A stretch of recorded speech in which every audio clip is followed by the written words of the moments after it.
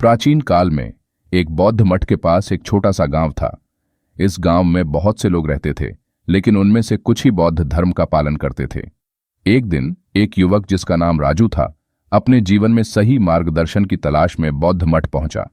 राजू ने वहां मठ के प्रमुख भिक्षु भंते जी से मिलने का निर्णय लिया। वह उनके पास गया और बोला, भंते जी, मैं अपने जीवन में सही और गलत का अंतर समझ नहीं पा रहा हूं। कृपया मुझे मार्गदर्शन दें कि पाप और पुण्य क्या है। भंते जी ने राजू की बात सुनी और मुस्कुराए। उन्होंने उसे एक कहानी सुनाई। बहुत समय पहले की बात है।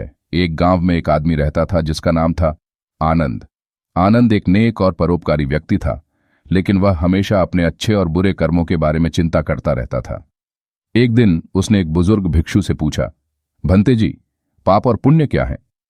भिक्षु ने आनंद को एक सादे कटोरे के साथ एक यात्रा पर भेजा और कहा, इस कटोरे को लेकर जाओ और हर बार जब तुम कोई अच्छा काम करो उसमें एक सफेद पत्थर डालो, और जब भी तुम कोई बुरा काम करो उसमें एक काला पत्थर डालो। आनंद ने भिक्षु की बात मानी और यात्रा पर निकल पड़ा। वह हमेशा अपने कर्मों का ध्यान रखता और अपने कटोरे में पत्थर डालता। कुछ समय बाद उसने देखा कि उसके कटोरे में सफेद पत्थरों की संख्या काले पत्थरों से अधिक है। वह बहुत खुश हुआ और वापस भिक्षु के पास गया।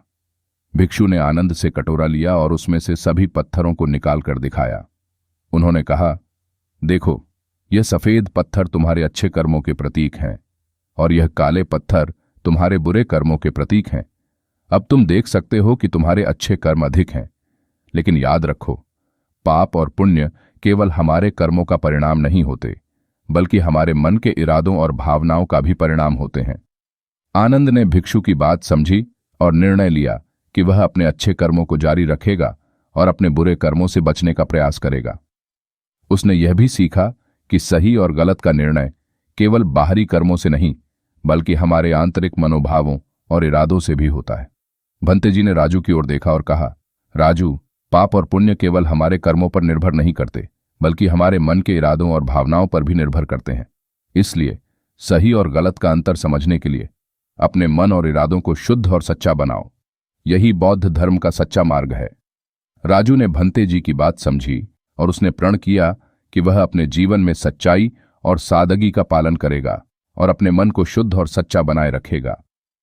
प्रिय दर्शकों, अगर आपको यह कहानी पसंद आई हो तो कृपया इसे लाइक करें, शेयर करें और हमारे चैनल हैप्पी टू इंस्पायर को सब्सक्राइब करना न भूलें। हमें आपके सहयोग की आवश्यकता है ताकि हम और भी प्रेरणादायक कहानियां ला सकें।